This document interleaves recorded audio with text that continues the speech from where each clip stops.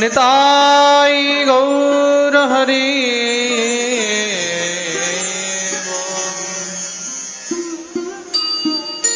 সবাই মিলে একটু হরিনাম সংকীর্তন করবে, তারপরে আমরা আজকের পাঠে প্রবেশ করি। জয় জয় রাধা রমণ হরি বল, জয় জয় রাধা রমণ হরি বল, জয় জয় রাধা রমণ হরি বল, জয় জয় রাধা রমণ হরি বল, জয় জয় রাধা রমণ হরি বল, জয় জয় রাধা রমণ হরি বল, জয় জয় রাধা রমণ হরি বল। সবাই দুনো হাত দিয়ে তালি সেবা করে গেল। জয় জয় রাধা রমণ হরি বল, জয় জয় রাধা রমণ হরি বল, জয় জয় রাধা রমণ হরি বল, রাধা রমণ হরি বল, জয় জয় রাধা রমণ, জয় জয় রাধা রমণ, জয় জয় রাধা রমণ, জয় জয় রাধা রমণ, জয় জয় রাধা রমণ, জয় জয় রাধা রমণ, জয় জয় রাধা রমণ, জয় জয় রাধা রমণ, জয় জয় রাধা রমণ, জয় জয় রাধা রমণ, জয় জয় রাধা রমণ, জয় জয় রাধা রমণ, জয় জয় রাধা রমণ হরি বল, জয় জয় রাধা রমণ হরি বল, জয় জয় রাধা রমণ হরি বল, জয় জয় রাধা রমণ হরি বল, হরি বল হরি বল হরি বল হরি বল হরি বল হরি বল হরি বল হরি বল হরি বল হরি বল হরি বল হরি বল হরি বল হরি বল হরি বল, জয় জয় রাধা রমণ হরি বল, জয় জয় রাধা রমণ হরি বল, জয় জয় রাধা রমণ হরি বল, রাধা রমণ হরি বল, হরি বল হরি বল হরি বল হরি বল হরি বল হরি বল হরি বল হরি বল, হরি বল হরি বল হরি বল হরি বল হরি বল হরি বল হরি বল, জয় জয় রাধা রমণ হরি বল, জয় জয় রাধা রমণ হরি বল, জয় জয় রাধা রমণ হরি বল। সবাই মিলে গাইবে রাধা রমণ হরি বল, জয় জয় রাধা রমণ হরি বল, জয় জয় রাধা রমণ হরি বল, জয় জয় রাধা রমণ হরি বল, জয় জয় রাধা রমণ হরি বল, জয় জয় রাধা রমণ হরি বল, জয় জয় রাধা রমণ হরি বল, জয় জয় রাধা রমণ হরি বল, জয় জয় রাধা রমণ হরি বল। बोलिए राधा रमन लाल की, श्री राधा श्याम सुंदर लाल की जय। जय श्री राम, जय जय श्री राम, जय जय श्री राम, निताई गौर हरि।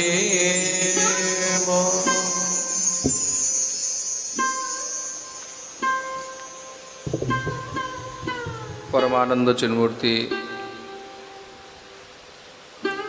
अनंत कोटि ब्रह्मांड नायक भगवान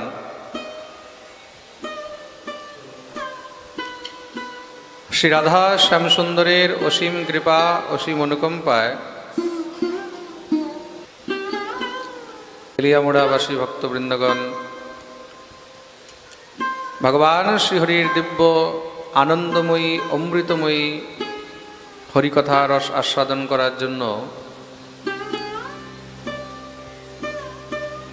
আমার প্রিয় শিষ্য সুভাষ এবং মৌসুমী তাদের এই গৃহ আঙ্গিনায় আপনারা উপস্থিত হয়েছেন।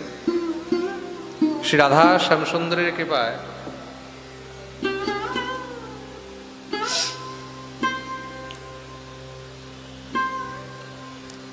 এই ত্রিপুরা রাজ্যে তেলিয়ামুড়াতে আমার প্রথমবার হরিকথা চর্চা হচ্ছে।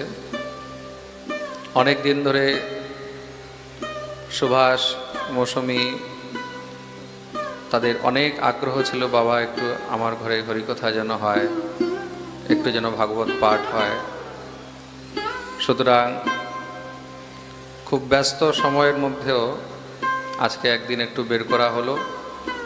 বিগত কালকেই হয়তো অনেকে জানে আমি বাংলাদেশ থেকে এসেছি পাঠ কমপ্লিট করে। আজকে এখানে আমরা ভগবানের দিব্য অতি দিব্য কিছু অমৃতময়ী চর্চা আর বর্ণন শ্রবণ করব। কালকে আবার আমাদেরকে এখান থেকে বৃন্দাবন বেরিয়ে যেতে হবে। দেখুন, যতক্ষণ পর্যন্ত ভগবানের কৃপা হয় না ততক্ষণ পর্যন্ত কিন্তু ভগবত কথা শ্রবণ করার সুযোগও পাওয়া যায় না। হরি কৃপা ছাড়া হরি কথা শ্রবণ করার সুযোগ হয় এটা কখনো সম্ভব নয়। খুব মন দিয়ে শুনবেন। জন্মান্তরে ভবেৎ পুণ্যম তদা ভাগবতম লভে। যখন আমাদের কোটি জন্মের সৌভাগ্য উদয় হয় তখন গিয়ে ভগবান আর ভাগবতের কৃপা লাভ হয়। এক দুই জন্মের সৌভাগ্য নয়, কিন্তু এক জন্মের সৌভাগ্যে হয়তো স্ত্রী পুত্র অর্থ সম্পত্তি ইত্যাদি পাওয়া যায়, কিন্তু সাধু সঙ্গ, হরি কথা, ভগবত চর্চা, সৎসঙ্গ এগুলো কিন্তু অত সহজে পাওয়া যায় না। ভগবানের অত্যন্ত কৃপা হলেই তবে গিয়ে ভগবানের দিব্য কথা শ্রবণ করার সৌভাগ্য পাওয়া যায়। কেন? হরিকথা কিন্তু সাধারণ নয়। হরিকথা কি? আর হরিকথা এত দুর্লভ কেন? এই সংসারের মধ্যে সবকিছু পাওয়া যায়। तात मिले पुनिमात मिले सुत भ्रात मिले युवती सुखदाई, लोक मिले परलोक मिले विधि लोक मिले वैकुंठ हूँ जाई, दुर्लभ और मिले सब ही सुख पर दुर्लभ संत समागम। भाई এই সংসারে সবকিছু পাবে, বাপও পাবে, মাও পাবে, পাওয়া যাবে তো, বাপও পাওয়া যাবে, মাও পাওয়া যাবে। तात মিলে পুনিমাত মিলে, পুত্রও পাওয়া যাবে, যার সন্তান নেই সেও মহারাজ সন্তান পেয়ে যায়, ভাইও পাওয়া যাবে, স্ত্রী চলে গেলে স্ত্রীও পাওয়া যাবে, স্বামী চলে গেলে স্বামীও পাওয়া যাবে, তাই তো। सुत भ्रात मिले युवती सुखदाई, লোক মিলে পরলোক মিলে, এই লোকেও সুখ পাবে, এই লোক থেকে যাওয়ার পরে স্বর্গে গিয়েও সুখ ভোগ করতে পারবে। মিলে বৈকুণ্ঠ হু যাই, শুধু স্বর্গই নয় বৈকুণ্ঠও পেতে পারো। কিন্তু এই সবগুলোর মধ্যে সাধু সমাগম আর হরি কথা এগুলো কিন্তু সবসময় পাওয়া যায় না। এগুলো অত্যন্ত ভগবত কৃপা হলেই তবে গিয়েই কিন্তু এগুলো পাওয়া যায়। গোবিন্দের কথা, হরি কথাকে অনমোল বলা হয়েছে, যার কোনো মূল্য নেই। এটা অমৃতের থেকেও শ্রেষ্ঠ, তার জন্য হরি কথাকে কথামৃত বলা হয়েছে। কি বলা হয়েছে? কথামৃত, কথারূপী অমৃত। যেরকম এই সংসারের মধ্যে অমৃত হলো অত্যন্ত দুর্লভ, তাই তো। অমৃত হলো অত্যন্ত দুর্লভ। অমৃত অত সহজে পাওয়া যায়? জোরে বলো। তুমি যদি অমৃত খেতে চাও, বলে অমৃত পেয়ে যায়, তা অমৃত কি অত সহজে পাবে কখনো? অমৃত অত সহজে কখনো পাওয়া যায় না। তা অমৃত পেতে হলে কি করতে হয়? তার জন্য সাধনা করতে হয়, তপস্যা করতে হয়। দীর্ঘ সাধনা, দীর্ঘ তপস্যা তারপরে মহারাজ সেই মন্থন, তার সৌভাগ্যে গিয়ে যদি অমৃতের এক বিন্দু পাওয়া যায়, তাহলে বিচার করে দেখো সেই অমৃত, অমৃত থেকেও যেটা উত্তম সেটা হলো হরিকথামৃত। তাহলে সেই হরিকথামৃত সেটা কি অত সহজে পাওয়া সম্ভব? অত সহজে পাওয়া সম্ভব নয়। এই সংসারের মধ্যে সব কিছু পাওয়া যায়, কিন্তু হরিকথা অত সহজে পাওয়া যায় না। দেখা গেল তুমি কারোর কাছে হরিকথা শুনতে গেলে, কারোর কাছে ভগবত চর্চা করতে গেলে, কিন্তু ভগবত চর্চা করতে করতে সাংসারিক বিষয়ের চর্চা শুরু হয়ে যাচ্ছে, তাই তো? তুমি করতে গেলে ভগবত চর্চা, করতে গেলে ঠাকুরের চর্চা, আর ভগবত চর্চা করতে করতে কি হলো, সাংসারিক চর্চা, বিষয়ের চর্চা, এর নিন্দা ওর নিন্দা শুরু হয়ে গেল, তাই তো? কেন? সহজ সরল হরিকথা সবসময় কিন্তু জীবনে পাওয়া যায় না। শুদ্ধ হরিকথা এটা অনেক সৌভাগ্যের ফলেই পাওয়া যায়। প্রেম সে বলো রাধে রাধে। হরিকথা কি? হরিকথা হলো অমৃতের থেকেও উত্তম। যে প্রকার অমৃত অত সহজে পাওয়া যায় না, তদ্রূপ হরিকথাও অত সহজে পাওয়া যায় না। অমৃত তাও পাওয়া যায়, কিন্তু হরিকথা তার থেকেও আরো বেশি দুর্লভ।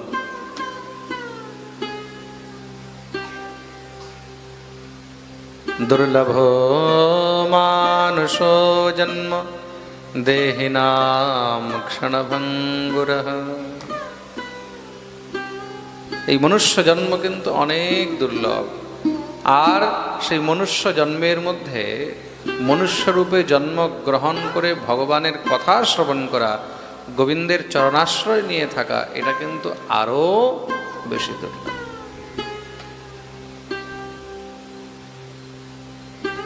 তত্রাপি দুর্লভম মন্যে উত্তম শ্লোক দর্শনম। তার জন্য জীবনে হরিকথার সুযোগ, কৃষ্ণ কথার সুযোগ, ভাগবত কথার সুযোগ, এগুলো কিন্তু অনেক সৌভাগ্যে পাওয়া যায়। আপনারা নিশ্চয়ই অনেক সৌভাগ্যবান। বৃন্দাবন থেকে আপনাদের এখানে সমস্ত সব ব্রজবাসীগণ এসছেন, আর দিব্য হরিকথারূপী অমৃত আপনারা পান করতে যাচ্ছেন। এই কথা কি? মনের ব্যথাকে যে দূর করে তার নামই হলো কথা। শরীরের ব্যথা, দেহের ব্যথা, তার জন্য মহারাজ মালিশ করলে, ওষুধ খেলে চলে যাবে, তাই তো? মেডিসিন খেলে, ব্যথার গুলি খেলে ব্যথা চলে গেল। কিন্তু অন্তরের যে ব্যথা, সে অন্তরের ব্যথা কি করে যাবে?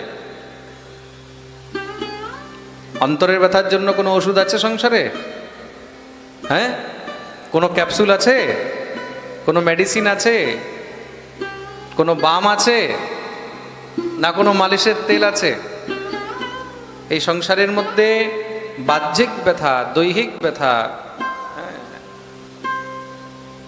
এই ব্যথা দূর করার জন্য অনেক উপায় আছে, কিন্তু অন্তরের ব্যথা দূর করার জন্য কোনো উপায় নেই। তাহলে সে অন্তরের ব্যথা দূর কি করে হবে? সে অন্তরের ব্যথা দূর করার জন্য শুধু একটি উপায় আছে, আর সে উপায়টি কি? সে উপায় হলো একমাত্র হরি কথা। হরি কথারূপী এই ঔষধি যখন জীবের অন্তরে প্রবেশ করে, তখন অত্যন্ত সহজেই সেই অন্তরের ব্যথা মুক্ত হয়ে যায়, নাশ হয়ে যায়। অজ্ঞানধ্বান্ত বিধ্বংস, অজ্ঞান রূপী অন্ধকারকে যে নষ্ট করে দেয়, অন্তরের যে ব্যথাকে নষ্ট করে দেয়, তার নামই হলো হরি কথা। এটা হলো অনেক বড় ঔষধি। এর থেকে বড় ঔষধ, এর থেকে বড় মেডিসিন সংসারে আর কিছু নেই। মনে যদি কোনো দুঃখ হয়, মনে যদি কোনো কষ্ট হয়, মনে যদি কোনো সন্তাপ হয়, যখন দেখবে কোথাও শান্তি পাচ্ছ না, চুপচাপ বসে হরিকথা শ্রবণ করা শুরু করে দেবে। পাঠ শুনতে শুনতে, হরিকথা শুনতে শুনতে, গোবিন্দের কথা শুনতে শুনতে দেখবে একদম মন শান্ত হয়ে যাবে। 10 মিনিট, 15 মিনিট, আধা ঘন্টা, 1 ঘন্টা, 2 ঘন্টা, 3 ঘন্টা, এখন তুমি শুনতে থাকবে, শুনতে শুনতে 1 দিন, 2 দিন, 3 দিন, 4 দিন, তারপরে কি হবে? শুধু মনের শান্তি নয়, আস্তে আস্তে জীবনে পরিবর্তন শুরু হয়ে যাবে। আস্তে আস্তে জীবনে পরিবর্তন শুরু হয়ে যাবে। অন্তরের ব্যথাকে দূর করে জীবনের মধ্যে যে পরিবর্তন নিয়ে আসে, তার নামই হলো হরি কথা। প্রেম সে বলো রাধে রাধে। তার জন্য যত পারবে তত হরিকথা শ্রবণ করবে। যেখানেই হরিকথা হয় সেখানেই হরিকথা শ্রবণ করবে। বাকি সংসারের মধ্যে তো দুঃখই দুঃখ রয়েছে। সংসারের মধ্যে আজ পর্যন্ত এমন কেউ নেই যে সুখী আছে। কেউ আছে? কেউ বলতে পারবে আমি সুখী? এই সংসারের মধ্যে কেউ সুখী নেই, কিন্তু সবাই দুঃখী। মানুষ যতই চেষ্টা করুক, মানুষ ভাবে একটু ঘরটা হয়ে যাক তারপরে সুখ আসবে, ঘর হয়ে গেল তাও সুখ হচ্ছে না, বলে এবার গাড়ি হয়ে যাক, গাড়ি হয়ে গেল তাও সুখ হচ্ছে না, বলে ছেলে মেয়ে বড় হয়ে যাক তারপরে আমি ফ্রি হয়ে যাব, তারপরে সুখী হয়ে যাব, তারপরে সুখী হচ্ছে। বড় হয়ে গেছে তাও সুখী নেই, কেন এবার বিয়ে দিতে হবে, বলে দাদা ছেলের জন্য একটা মেয়ে দেখে দেবে, মেয়ের জন্য একটা ছেলে দেখে দেবে, যেমন তেমন করে বিয়ে হলো, ভাবলো এবার সুখী হয়ে যাব, আর চিন্তা নেই। তারপরে আরও চিন্তা শুরু হয়ে গেছে। হ্যাঁ, ছেলে নিয়ে, ছেলের সঙ্গে এবার মহারাজ বউ নিয়ে এখন অশান্তি শুরু, মেয়ের সঙ্গে জামাই নিয়ে অশান্তি শুরু, কিছু না কিছু কিছু না কিছু সবসময় লেগেই থাকবে। এই সংসারের সমস্যা, সংসারের দুঃখ কখনো শেষ হয় না। তুমি যতই চেষ্টা করো যে আমি দুঃখ থেকে বেঁচে যাব, সমস্যা থেকে বেঁচে যাব, কখনো বাঁচতে পারবে না। প্রেম সে বলো রাধে রাধে। कोई तन दुखी, कोई मन दुखी, कोई धन बिन रहत उदास, थोड़े थोड़े सब दुखी, सुखी राम के दास। कोई तन दुखी, কেউ শরীর নিয়ে দুঃখী, কেউ যদি পরিবার নিয়ে সুখে আছে দেখবে শরীর নিয়ে দুঃখী আছে, দেখবে সব কিছু ভালো আনন্দ আছে, স্বামী নিয়ে সমস্যা নেই, সন্তান নিয়ে সমস্যা নেই, বউ নিয়ে সমস্যা নেই, টাকা নিয়ে সমস্যা নেই, ঘরবাড়ি নিয়ে সমস্যা নেই, শরীর নিয়ে দুঃখী আছে। তাই তো? কই তান দুঃখী। কেউ দেখবে মহারাজ শরীর থেকে সুখী আছে কিন্তু মন দুঃখী, সে মন থেকে সন্তুষ্ট নেই, মনের শান্তি নেই, কিছু না কিছু কিছু না কিছু মহারাজ মানসিক দুঃখ লেগেই রয়েছে। কই ধন বিনে রহে তো উদাস, কারোর কাছে টাকা নেই, পয়সা নেই, তার জন্য দুঃখী হয়ে আছে। সংসারের দুঃখের অনেক কারণ আছে, কিন্তু এই সংসারের দুঃখের অনেক কারণ থাকে। এটা সরিয়ে দাও, দুইটা পাতা বেরিয়ে আছে, এই পুরোটাই সরিয়ে দাও। হ্যাঁ, সংসারে দুঃখের অনেক কারণ আছে। কেউ অর্থ নিয়ে দুঃখী, কার কাছে টাকা আছে বলে সে দুঃখী, টাকা আছে বলে সে দুঃখী। কেন চিন্তা থাকে, কেউ চুরি না করে নেয়, ডাকাতি না করে নেয়, কেউ লুটপাট না করে নেয়। যার কাছে নেই সেও দুঃখী, যার কাছে নেই সেও দুঃখী। কেন বলে আমার কাছে নেই। যার কাছে আছে সেও দুঃখী, যার কাছে নেই সেও দুঃখী। সংসারে সুখী কেউ নেই। কেউ বউ নিয়ে দুঃখী, কেউ স্বামী নিয়ে দুঃখী, কেউ সন্তান নিয়ে দুঃখী। কিছু না কিছু কিছু না কিছু জীবনের মধ্যে আছে। থোড়ে থোড়ে সব দুঃখী, অল্প স্বল্প কিন্তু এই সংসারে সবাই দুঃখী আছে। তাহলে সুখী কে? বলছে সুখী রাম কে দাস। সুখী হলো একমাত্র গোবিন্দের ভক্ত, একমাত্র যে নিষ্কিঞ্চন, সংসারের মধ্যে যার মনে কোনো প্রকারের কোনো আশা নেই, যার ভিতরে কোনো প্রকারের কোনো আশা নেই, কোনো জিনিসের কোনো চাহত নেই, কোনো জিনিসের প্রতি কোনো লোভ নেই, সেই হলো একমাত্র সুখী। যার জন্য শ্রীমদ্ ভাগবতে একাদশ স্কন্ধে দত্তাত্রেয় প্রভু 24 গুরু যখন বর্ণন করছেন, সেই গুরু বর্ণনে তিনি বলছেন আমি এক বেশ্যাকে গুরু বানিয়েছিলাম। খুব মন দিয়ে শুনবেন। 24 গুরু বানিয়েছেন না? পৃথিবী বায়ুর আকাশ ও আপগ্নিশ্চন্দ্রমা রবি, কপতো অজগর সিন্ধু পতঙ্গো মধুকৃৎগজ মধুহারিণো মীন পিঙ্গলা ক্রোরোর্ভক কুমারী শরকৃত সর্প উর্ণনাভি সুপেশকৃত। তার মধ্যে পৃথিবী, বায়ু, আকাশ, অগ্নি, চন্দ্রমা, সূর্য, কবুতর, একটা পায়রাকে পর্যন্ত গুরু বানিয়েছিলেন, অজগর, হ্যাঁ, সিন্ধু, সমুদ্র, পিঙ্গলা নামক এক বেশ্যাকে গুরু বানিয়েছিলেন। সেই বেশ্যা একটি কথা বলেছিল কি, আশা হি পরমম দুঃখম নৈরাশ্যম পরমম সুখম যথা সঞ্চিদ্য কান্তাসাম সুখম সুস্বাপ পিঙ্গলা। এই সংসারের মধ্যে দুঃখের মূল কারণ হলো আশা। দুঃখের মূল কারণ কি? দুঃখের মূল কারণ হলো আশা। যেখানে আশা থাকবে সেখানে দুঃখ থাকবে থাকবে, যেখানে আশা নেই সেখানে কোনো দুঃখ থাকবে না। তোমার মনে যদি আশা আছে, বিয়ে করেছি, আমার স্ত্রী আমার সেবা করবে, আমার স্ত্রী আমার অনুকূল থাকবে, আমার স্ত্রী আমি যা বলবো তা শুনবে, আর যখন সে তার প্রতিকূল আচরণ করবে তখন কি হবে? মনে দুঃখ হবে। স্ত্রী যদি ভাবে বিবাহ হয়েছে, আমি যা চাই স্বামী যেন তাই করে, আমি যেরকম বলি স্বামী যেন সেরকমই মানে, আমি যা করি স্বামী যেন তাতে বাধা না দেয়, আর স্বামী যদি তার প্রতিকূল আচরণ করে তখন কি হয়? মনে দুঃখ হয়। তদ্রূপ সন্তানকে জন্ম দিয়ে যখন মাতা পিতা সন্তানের প্রতি আশা করে যে সন্তান বড় হয়ে আমার সেবা করবে, আমাকে দেখবে, তার জন্য তাকে লেখাপড়া করায়, ডাক্তার ইঞ্জিনিয়ার বানায়, হ্যাঁ তাই তো। কিসের জন্য? কেন কি সে আমাদেরকে দেখবে, আমাদের সেবা করবে। আর সেই সন্তান যখন সেবা করে না, দেখে না, তখন কি হয়? মনে দুঃখ হয়। খুব সুন্দর ধুমধাম করে ছেলের বিয়ে করিয়ে নিয়ে আসলো, এখন ঘরের মধ্যে যদি বউ অশান্তি করে তখন কি হয়? মনে দুঃখ হয়। দুঃখ কিসের জন্য? আমরা তার কাছে আশা রেখেছি সে আসবে, ঘরটাকে সামলাবে, দেখবে, আমাদেরও সেবা করে। এই যে আশা, এই আশাই হলো কিন্তু দুঃখের কারণ। কিন্তু তোমার ভিতরে যদি কোনো আশাই না থাকে, যদি না থাকে, না স্বামীর প্রতি কোনো আশা রাখবে, না স্বামী স্ত্রীর রাখবে, না সন্তানের প্রতি কোনো আশা রাখবে যে এই সন্তানের খাবার আমাকে খেতে হবে, এই সন্তানের সেবা আমাকে নিতে হবে, এই আশা যদি না রাখো তাহলে সেই সন্তান যদি ছেড়েও চলে যায় তবুও কোনো দুঃখ হয় না। আরে সহজ সরলে মানুষ যদি একটা টাকাও ডিপোজিট করে, একটা টাকা ডিপোজিট করলো, বলে টাকা ডিপোজিট করলে 2 বছর 4 বছরে এত টাকা পাবে। এখন 2 বছর 4 বছর পরে যদি হঠাৎ করে দেখা গেল যে কোম্পানি বলে দিল, বা যেখানে টাকা জমা করেছে ব্যাংক বলে দিল, বলে অত টাকা পাওয়া যাবে না, তখন কি হয়? মনে কষ্ট হয় তো, দুঃখ হয় তো। কেন?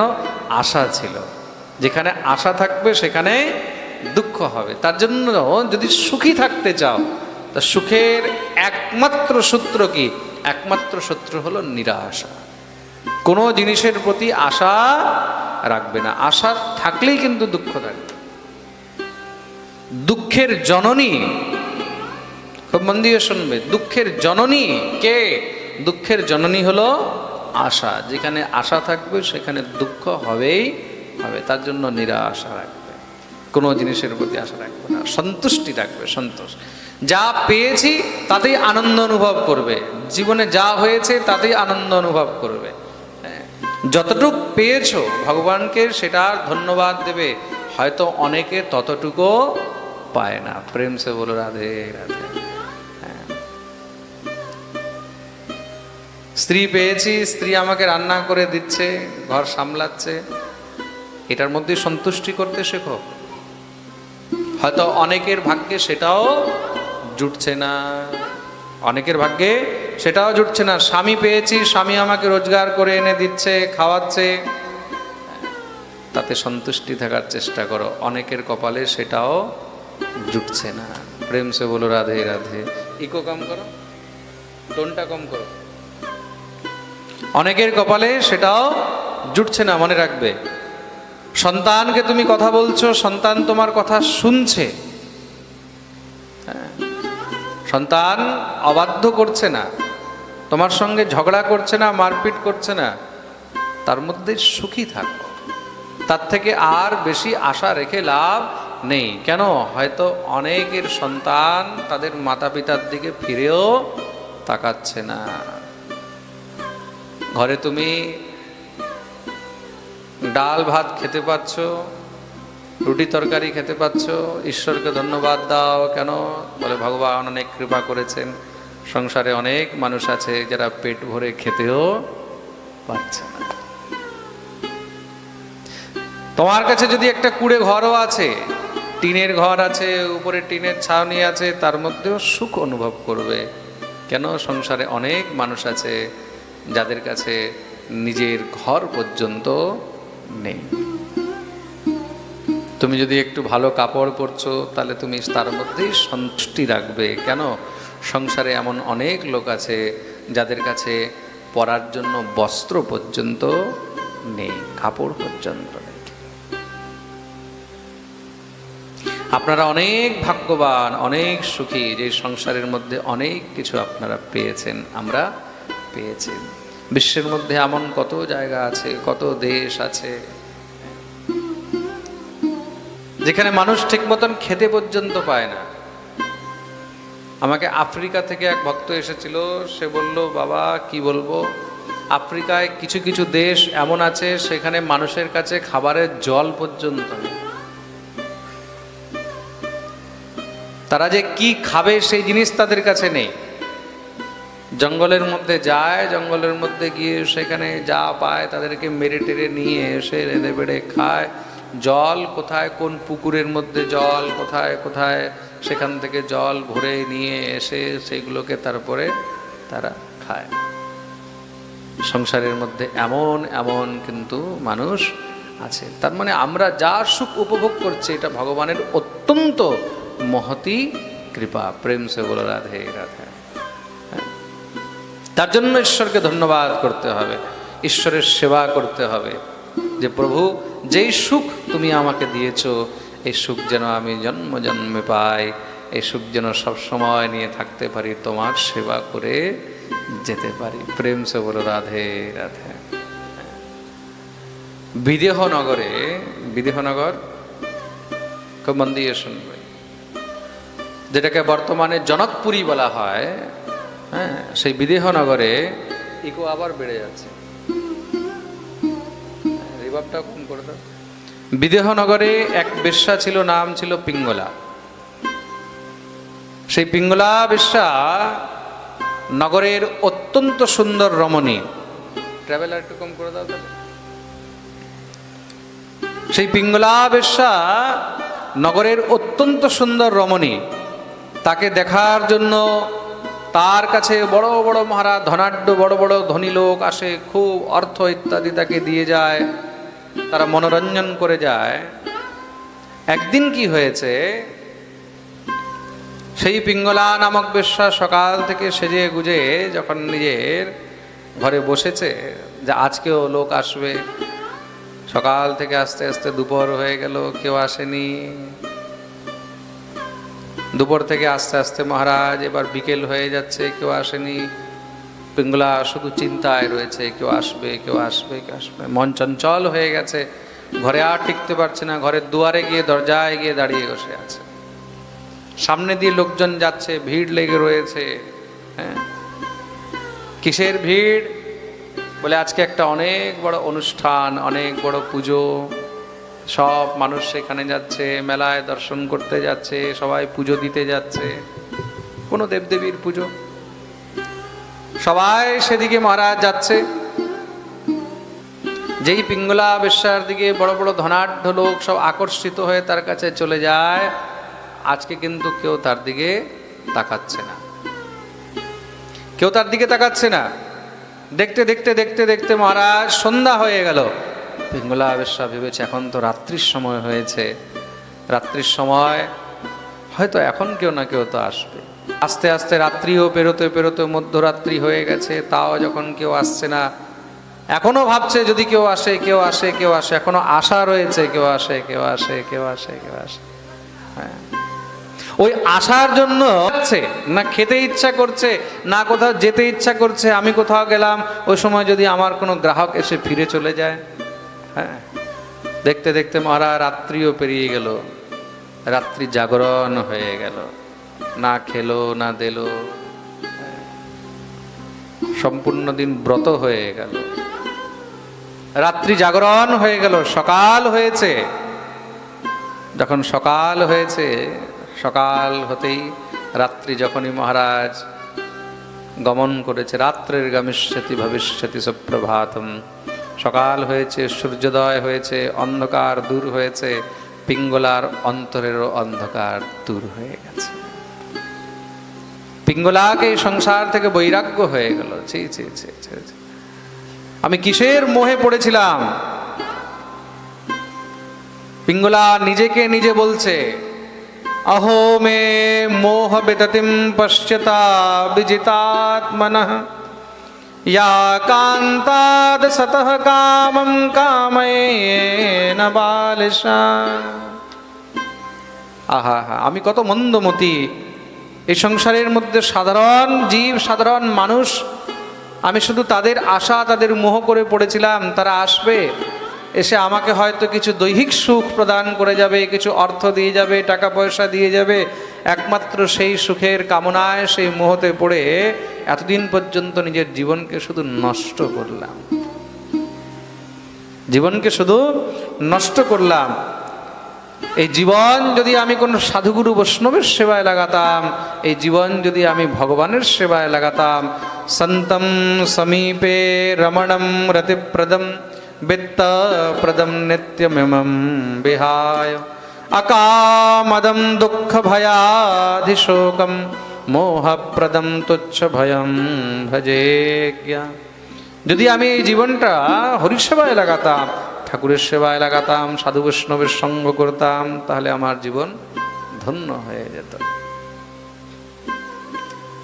তার জন্য জীবনে সংসারে কখনো কার আশা রাখবে না। আশা হি পরমম দুঃখম নৈরাস্যম পরমম সুখম। তার জন্য জীবনে কখনো কার আশা রাখবে না। আশাই হলো দুঃখের মূল কারণ। পিঙ্গলাবেশ্বর বৈরাগ্য হয়ে গেল, সঙ্গে সঙ্গে সব কিছু ত্যাগ করে দিয়ে ভগবানের ভজনে যুক্ত হয়ে গেলেন। কিভাবে? সাধু সঙ্গ করে। যেখানে সৎসঙ্গ হতো, যেখানে হরিকথা হতো, সেখানে গিয়ে পিঙ্গলা বসে যেত। তার কাছে যত অর্থ ইত্যাদি সঞ্চিত ছিল সেগুলো সব দান ধর্ম করতে লাগলেন। সব মহারাজ দান ধর্ম করা শুরু করে দিলেন। যেখানে সাধু সেবা, বৈষ্ণব সেবা, যেখানে হরিকথা হয়, দান ধর্ম করে আস্তে আস্তে তিনি সমস্যার বিকার উৎপন্ন হবে।